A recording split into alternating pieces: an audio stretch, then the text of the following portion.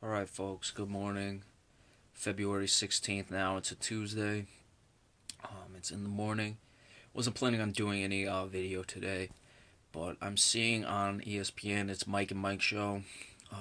For those of you who don't know, I'm sure most of you do. That's Mike Greenberg and Mike Golick. Mike Golick actually is not on the show this morning. Sorry about that. They are talking about the Peyton Manning situation. They have the two guys, Ryan Clark and Jalen Rose. Ryan Clark used to be a safety in the NFL. Jalen Rose played in the NBA. Won the Sixth Man of the Year or the Most Improved Player award at one point. I know Jalen Rose pretty well, but that's just because I follow the NBA pretty closely. Some of you may not. But they're talking about the Peyton Manning situation, and then they're comparing it to Cam Newton and the flack Cam Newton took for his post game at the Super Bowl. And it's just getting ridiculous with ESPN. They should be ashamed of themselves. They're not even talking necessarily about Peyton Manning and what he did, which was wrong. They're, comparing it to somehow being a race issue where Peyton Manning didn't take heat for 20 years and Cam Newton's getting heat, and that's somehow race. Um, to me, it's just has something to do with the fact that Peyton Manning was able to cover it up, and it got swept under the rug. Peyton Manning was a star athlete at a college, a big time college, and it was swept under the rug. He was a quarterback in line to be a Heisman Trophy, and now it's coming out.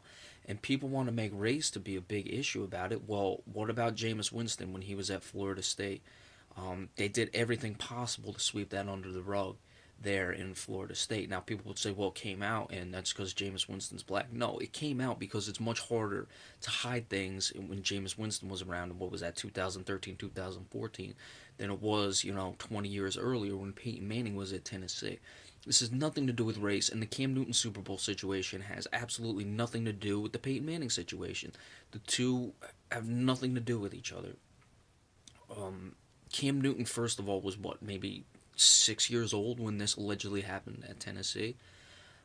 The Super Bowl press conference was something, and Cam Newton shouldn't have done it. It has nothing to do with race. I don't see if any white guy wouldn't have been taking flag for the answers they gave at the Super Bowl.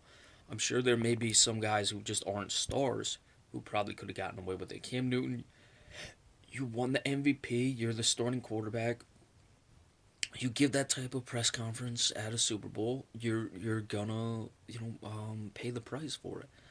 And going back to covering up and all that stuff, go to the early '90s. Peter Warrick at Florida State, again a black guy, got wasn't even a quarterback, and Peter Warrick did nothing in the NFL. Things got covered up for him.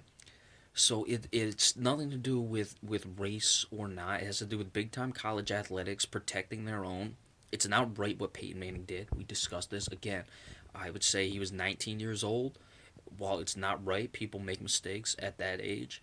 And this is a case where my biggest issue is the cover up is worse than the crime. What Peyton Manning and his father Archie did to her to discredit her, those are much worse than what Peyton Manning did. A 19-year-old kid being a goof. Again, it's not right, but the cover up was worse in the situation. But let's not equate things to race or the Peyton Manning comparing it to Cam Newton situation. That those two have absolutely nothing to do with each other, and ESPN needs to stop the race baiting everything. It's just gotten ridiculous. We talked about the double standard rant I did when we were discussing Terrell Owens and all that, and Cam Newton, the race in that situation. I don't know where it. Well, I do know where it's coming from. That's their directive. That's the agenda they're trying to push. But I don't know why or when exactly it changed that ESPN was going to play this role. They obviously pick favorites, which black guys they're gonna go after hard, Terrell Owens, and which black guys they're gonna try to give a pass to and act like they're getting the short end of the stick, and that's clearly Cam Newton in this situation. Again, I like Cam Newton. He's one of my favorite players in the league. I just didn't think what he did at the Super Bowl was what you do in a post game situation. But these two have nothing to do with each other, and I'm really ashamed by ESPN at this point. All right, so there that is. That's just a little quick take. We're not doing the weekly NBA report today. I know it's Tuesday, but we're just off the All-Star break, and there's really no news today. So Thursday, I'll give you the power rankings of coming out of the All-Star or Friday that is when I'm on my radio show, and we'll just do our regular NBA in depth and all that stuff on Friday, and then get back to the weekly reports. come next Tuesday. So any other things that come up throughout the week, we'll let you know, and be sure to stay tuned. And if we don't do another video because it's a bit of a slow week with the All-Star break just ending, be sure to stay tuned for me on the radio, 3 to 4 Eastern Time, Brookdale Student Radio, 90.5 HD3. Thank you all so much.